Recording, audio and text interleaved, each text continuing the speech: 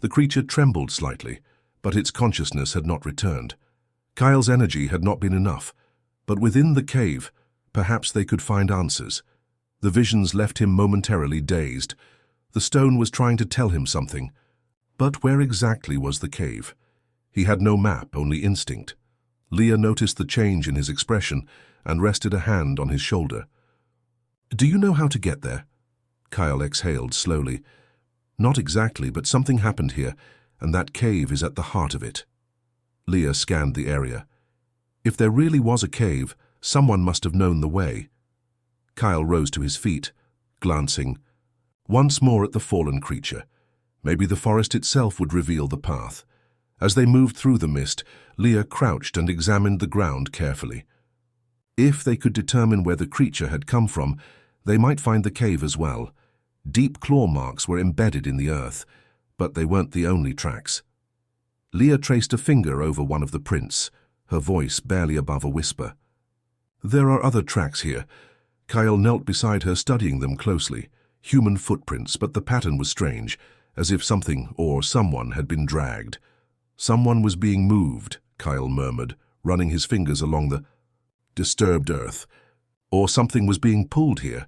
Lia's brow furrowed. Maybe this creature was captured before it fully transformed. Kael's jaw tightened. If that's true, then the cave isn't just a source of knowledge. It's where victims of the stone are taken. Lia's eyes swept their surroundings. "Then we follow the tracks, but we stay cautious." Kael inhaled deeply. This path could lead them to answers, or to something far worse. Rather than rushing toward the cave blindly, they decided to move strategically, studying every clue. Understanding the cave's nature could mean the difference between survival and disaster. Lia knelt again, pressing her palm against the ground, analyzing the depth and direction of the prints. "At least 2 people came this way," she murmured. "One could be the creature, but the other, these footprints look human." Kael nodded. "Maybe whoever they were made it to the cave. If they're still alive, they might know what's inside." As they studied the tracks more closely, something else caught their attention. Blood. Kael and Lia tread carefully, following the crimson stains until they noticed deep scratch marks carved into the tree trunks. Someone, or something, had clawed at the bark in sheer desperation. Lia narrowed her eyes. Whoever was dragged, they were fighting back. Kael clenched his stone-covered fist. A battle had taken place here, but who was fighting whom? Lia followed the blood trail until they reached a rocky clearing, and there, someone was there, slumped. Against the base of a tree, a figure lay motionless. Kael rushed forward, dropping to his knees. He pressed 2 fingers to the person's neck. The pulse was weak, but still there, a half-stone man, just like Kael, but his transformation had progressed further. Lia scanned the surroundings. If he made it this far, the cave can't be too far away. Kael could hear the man's faint, uneven breathing. His eyelids fluttered, but he was too weak to speak. Then Kael saw it, a symbol carved into the man's chest, a glowing mark of the stone's power. Kael had seen it before, in the temple. This man knew the stone's power. Lia knelt beside him, gently shaking his shoulder. "If he's alive, he can tell us something." Kael reached out, his stone-infused arm barely grazing the man's. A vibration pulsed through him, an echo of something deep. And then, the man's eyes fluttered open. His voice was weak, almost a whisper. You carry the stone's curse." Kael's stomach tightened. This man knew. Lia pressed urgently. "Where is the cave? What's inside?" The man's gaze seemed distant, lost in old memories. "You're too late. That place, it's being used to awaken him." Kael's breath caught. "Who?" The man trembled, his arms tightening around himself. We sealed it away, but the stone always finds a way." Kael and Lia exchanged a tense look. The cave wasn't just a place of secrets. Something had been sealed inside. The man's voice trembled. "If they open the gate, more will turn, just like us." Kael stared at him. If this was true, then the stone wasn't just a source of power, it was a disease. Lia looked between the injured man and the forest beyond. "We can't leave him here. He won't survive." Kael took a deep breath. "We can't take him straight to the cave either. He's too weak." Lia nodded. "We need to find shelter. Keep him alive first, then find out what's in that cave." The man's consciousness wavered, his breath unsteady. Kael carefully lifted him onto his back. He was lighter than expected. Lia slowly unsheathed her sword, scanning their surroundings. "We've made too much noise. We're not alone out here." Kael adjusted his grip, speaking in a hushed voice. Then, we move quickly. With the weakened man on his back, Kael and Lia pressed deeper into the forest. The mist was thinning, but the air remained heavy with tension. Lia took the lead, eyes sharp, searching for shelter. After a while, they came across a natural rock formation with a hollowed-out space beneath it. Lia pressed her palm against the stone. "This should keep us hidden, but we can't go too far from the cave." Kael carefully laid the man down. His breathing was uneven but stable.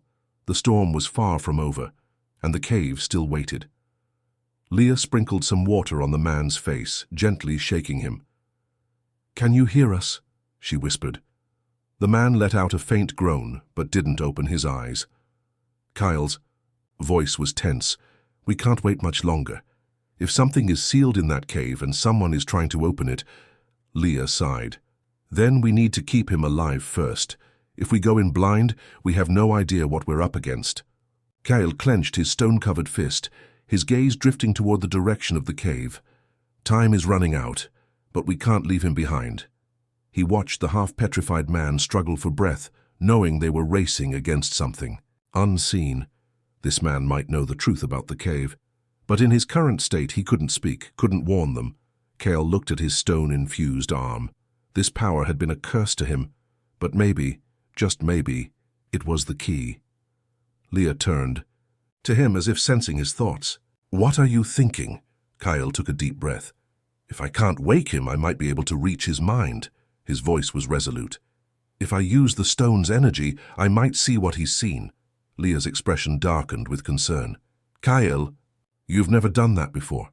If you lose control, you could get trapped inside." "I know." Kael's voice was steady. "But we don't have a choice." Lia hesitated, then slowly nodded. "If something goes wrong, I'll pull you back." She rested her hand on the hilt of her sword. Kael knelt beside the man and carefully placed his stone-covered hand over the man's petrified veins, and then he channeled the energy. Kael's arm pulsed with light, a gentle vibration at first, but then his mind reeled. He was falling. A void, a scream, then a vision.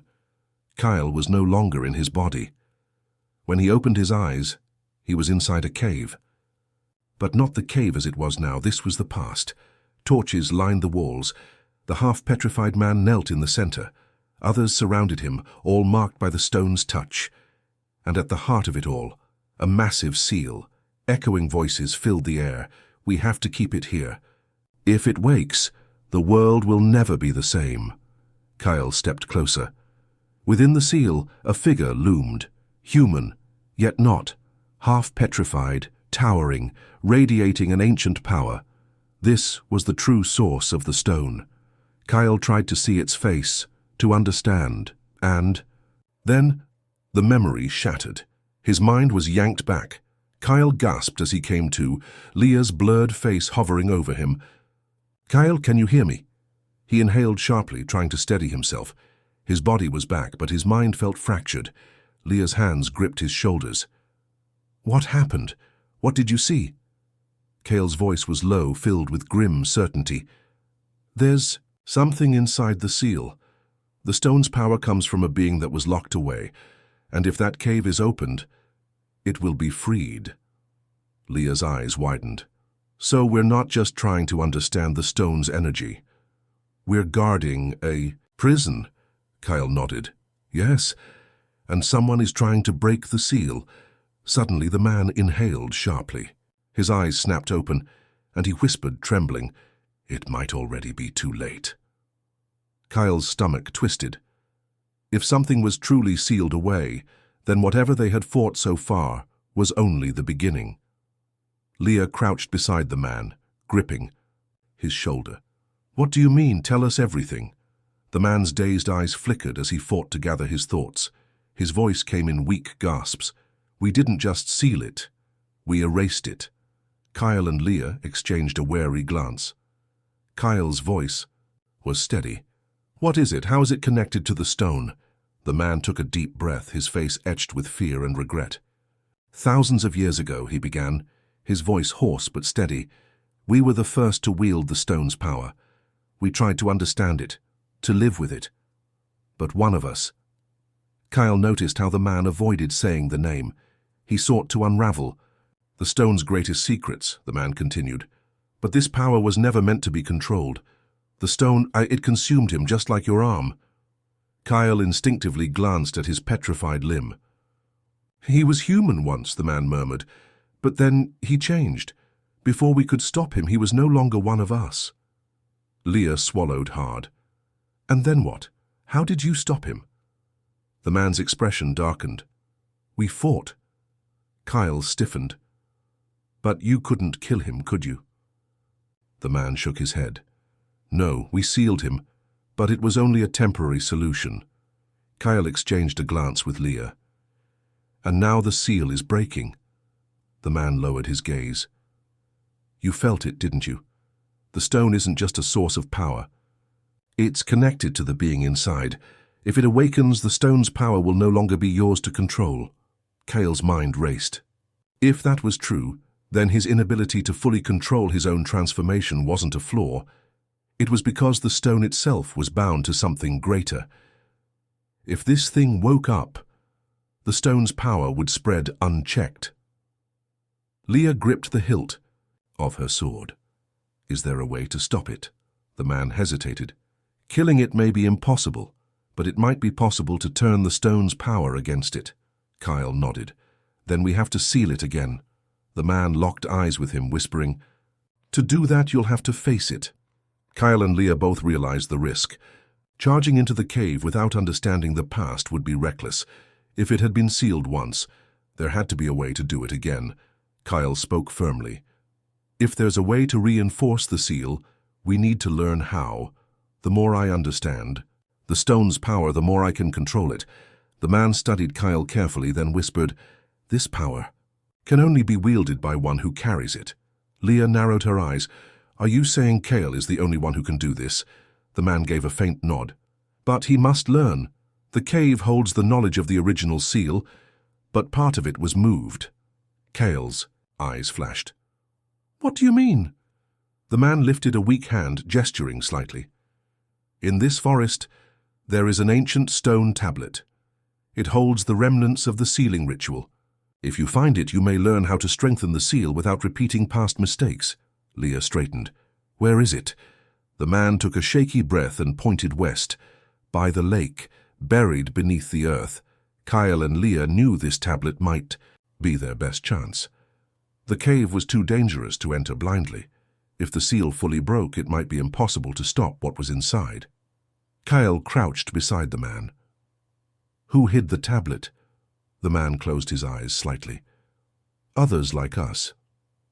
But very few survived.